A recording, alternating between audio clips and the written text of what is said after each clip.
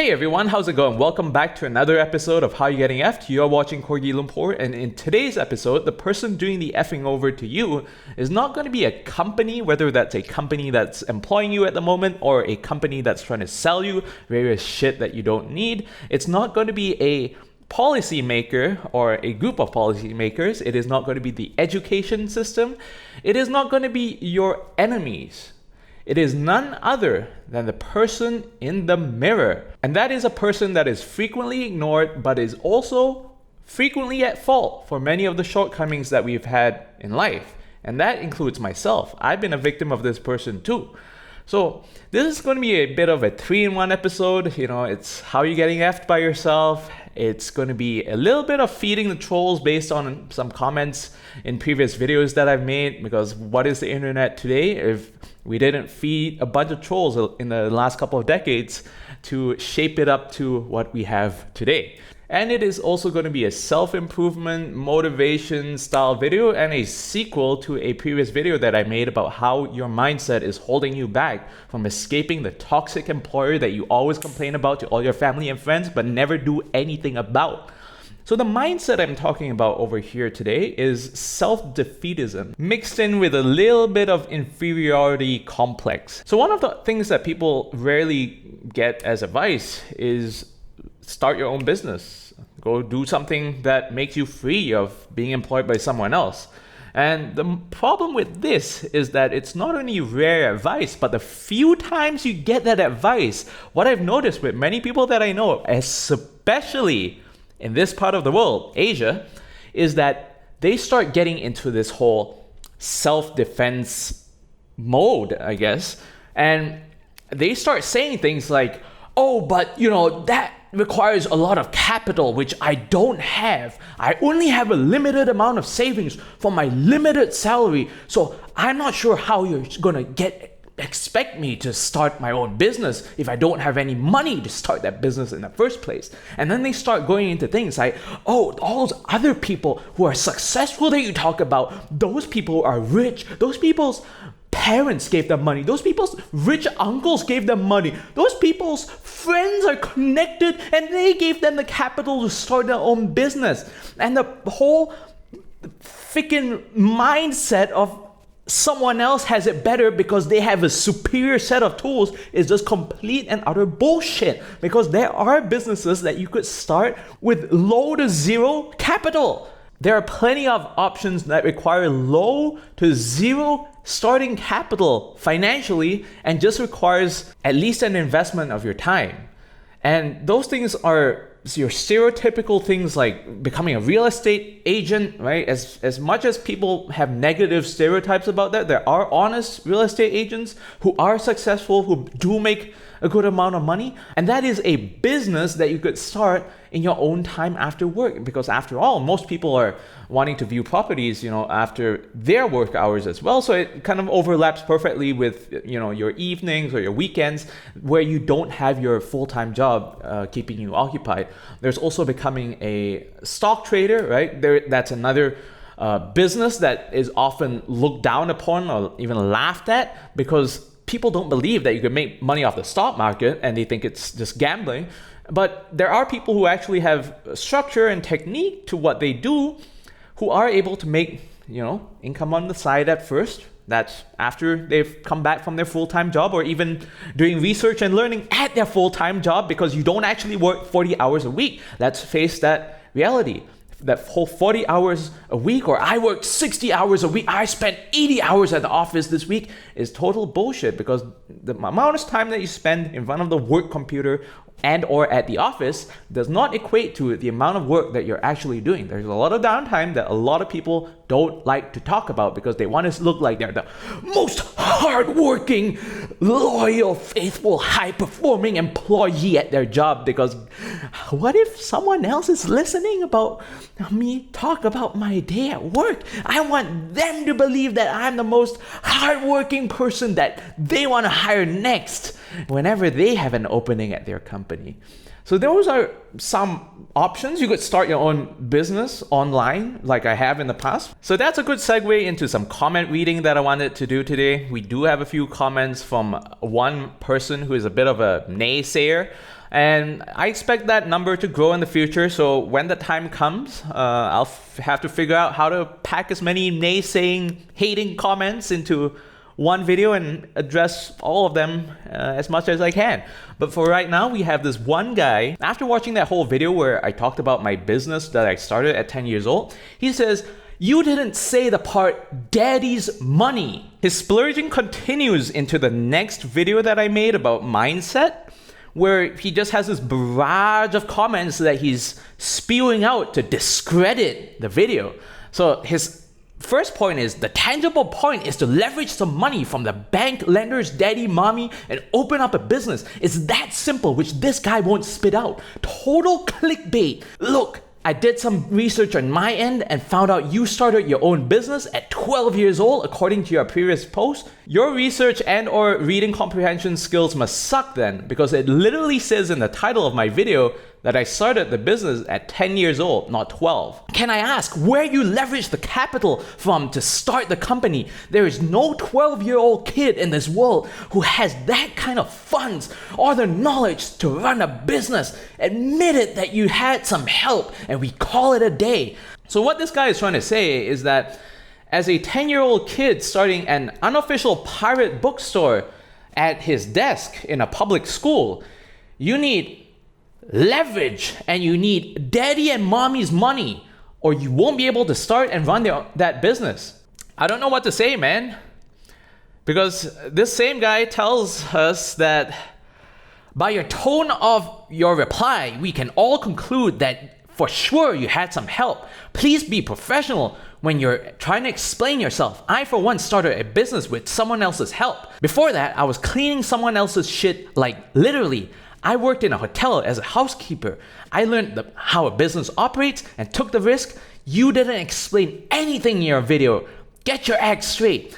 So a person who has worked his way from the bottom to the top, what that tells me is that you've seen all the processes from how people operate at the very low level up till where you are at the top of the food chain as a business owner.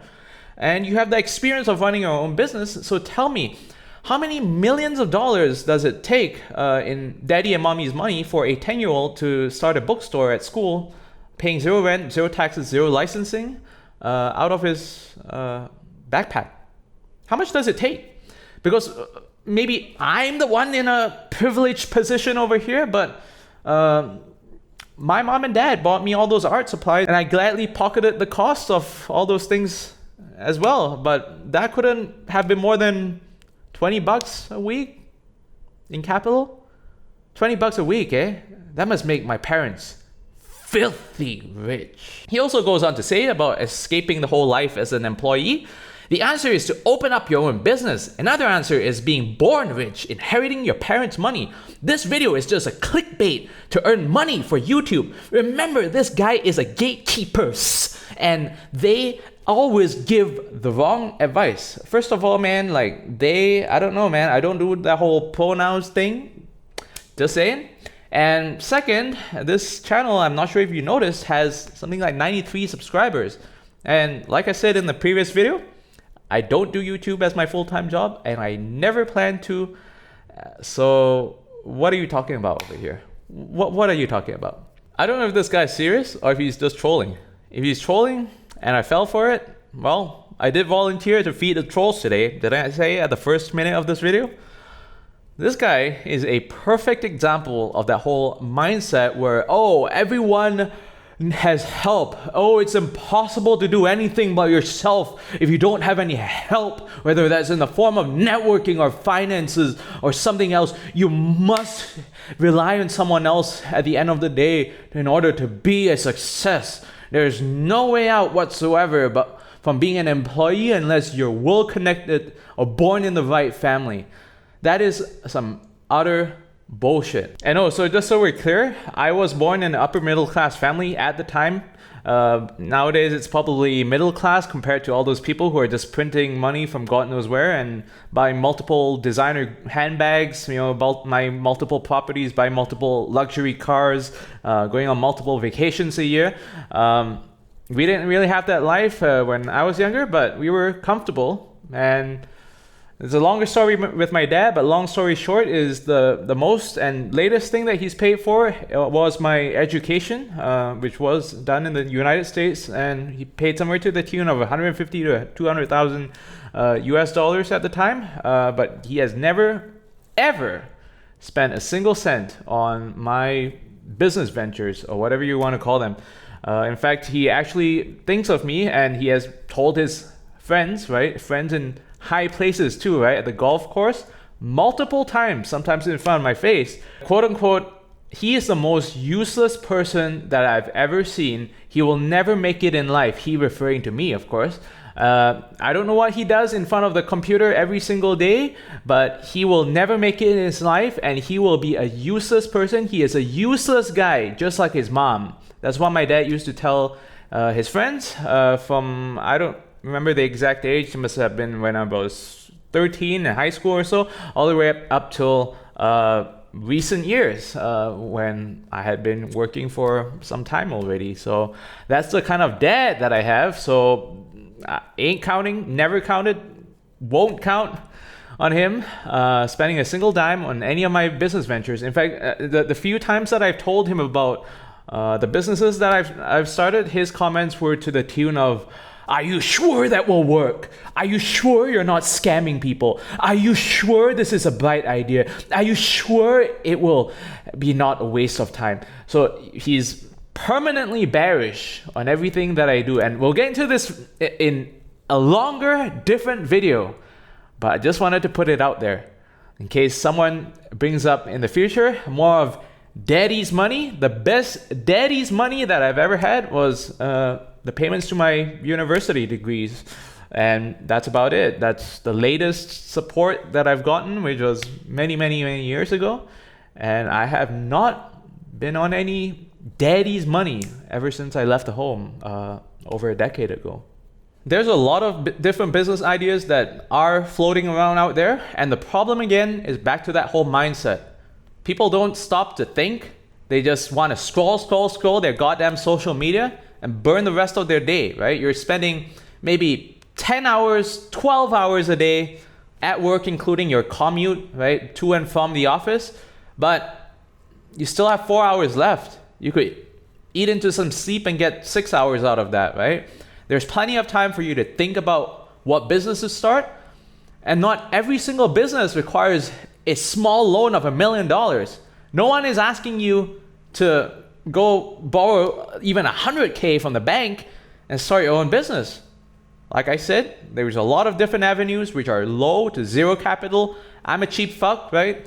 I've started some of those businesses myself on the internet, right? Mostly internet businesses, because I hate spending money up front and risking losing that. I know that's a different story with the stock market, but I just don't like investing shit into like capital, like physical capital that I have to get rid of, have to renovate, have to sell, blah, blah, blah. I'm a cheap asshole. I don't like this whole headache investing that money into physical goods. And the second thing is, I don't really prefer managing people. So the businesses that I've started, which I'll be happy to talk about in future videos, are mostly low to zero capital, self-run, self-sustaining. And not all of them were successes, right? I've lost money in the past. I've also gotten money from being profitable. And that's life. You win sometimes, you lose sometimes. But there are avenues that you can consider that you aren't just thinking about because you're wasting all your goddamn time on your goddamn phone. And then there's this whole other mindset where I can't do it because I don't have a silver spoon, so I might as well just give up. You haven't even started. You haven't even tried. What makes you think that you're going to fail? And then there's this whole other piece of bullshit that again comes back from inside your head, where you're comparing yourselves against all these people who are leveraged, financed, well-connected, daddy mommy's money, started their business with $10 million, a small loan of $10 million. No one's asking you to put in even $10,000 into your business. So what if someone else did? So what if that person spent $100,000, $1 million, $100 million in their business? There's no need for you to get up there to the top right away and start comparing. There's no way you can compare yourselves to those people. But look at what you have. Maybe you have $100, maybe you have $1,000. Start with that. See what you can do. That's another problem with a lot of people, which is they think that they need this large capital so that they can immediately start getting all these large gains. No, if you don't have a lot, you're not going to earn a lot at the beginning. But if you are successful at what you do, that amount is going to start snowballing. And whatever you started with, whether it's $100, $1,000, eventually that's going to become $10,000, $20,000, $30,000. You're not going to be a multi-millionaire in the span of a year, 10 years, but hey, you're going to be able to feed yourself at least, feed your family, put a roof over your head, not having to deal with an abusive relationship with someone threatening you with a paycheck every month. That's good enough. That's a decent start. And then you could possibly become a multi-millionaire, but that's not going to happen instantly. Everyone has to start somewhere, but no one's asking you or sticking you up to start with a high amount of capital. Start with what you have. And if you're wondering, what am I going to do with $1,000? I can't start anything with that. I can't run a business. I can't even buy a new computer. That brings us back to that whole previous video that I've done where you're not doing enough thinking. You're spending too much time, wasting too much time scrolling on your goddamn phone. It's that simple. I'm not arguing that there's not a lot of people who have had help to start whatever business that they've become super successful at. What I'm saying is that you can't start comparing yourself to other people when you haven't even started comparing yourself to yourself. What does yourself look like right now? I'm an employee with a carrot that's constantly being dangled in front of me, and I'm being held hostage that if I don't do as I'm told, I won't get this carrot, and I might even be cut off from this carrot, and I'll be now stuck homeless, jobless, and without a roof on my head to provide for myself and my family. And what does yourself look like when you're a business owner and you're making money for yourself? You're able to sustain yourself without someone else holding you hostage. You're able to sustain yourself on your own schedule. You're able to dictate what time you start work, end work, go to bed. You're able to go to the gym during the daytime, whatever. What does your current self look like compared to the self that you could possibly be, right? Your business owner self doesn't necessarily have to be making millions of dollars every month, millions of dollars every year. You could be matching or even making less than what you make right now as an employee, but still being able to pay your bills. And as long as you're able to do that, even if you're making less compared to what you make as an employee, what's the trade-off over there? Well, you're a lot more fulfilled right now. You don't have to deal with people that you don't really like to deal with to a certain extent, right? At least you're not being forced into a group of people and told, these are the people that you will be assigned to work with, right? And you're also able to dictate your own schedule without having someone say, well, we need you to return to the office 2 days a week. Oh, make that 3 days a week, 4 days a week. Oh, now you have to be at the office 5 days a week. And we know you don't spend the entire 8 hours working the entire day at work, but we want you to be in the office so you can't start any side projects that make you financially independent of our little carrot stick that we will continue to dangle in front of you until your retirement in 40 years' time. So think about it. How does yourself as an employee compare to yourself as a business owner? And then once you become that business owner and you start sustaining yourself, then you can start comparing yourself. Whoa, there's these other people who are running a similar kind of business in the same field as I am, and they're much more successful than me. How are they doing it? Is it mommy and daddy's money? Are they doing something different? Are they inventing something new? I don't know. What are they doing? What's their secret sauce?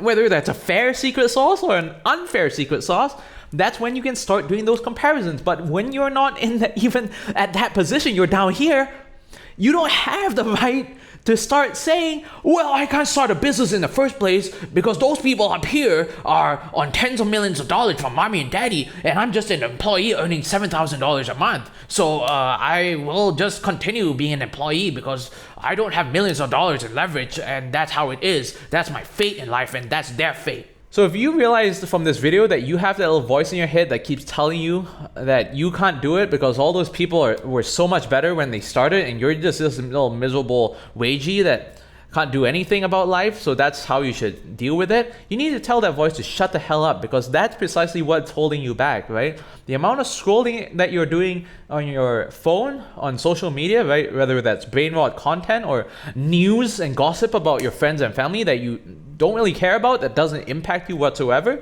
you need to stop that shit. And the second thing that you need to do is just stop thinking about all these stupid ass thoughts that are kind of, I guess, implanted into your mind, by people around you as well, right? It has to come from somewhere, and that whole mindset that's so prevalent, I think, definitely has its origin from inside your own brain, but it also has kind of been shaped up, right, by all these people around you, which I'll talk about in another video moving forwards. So I hope you took something away from this video. I hope you learned something. If you did, if you didn't, just let me know down in the comments below. Take care and see you all in the next video. Bye now.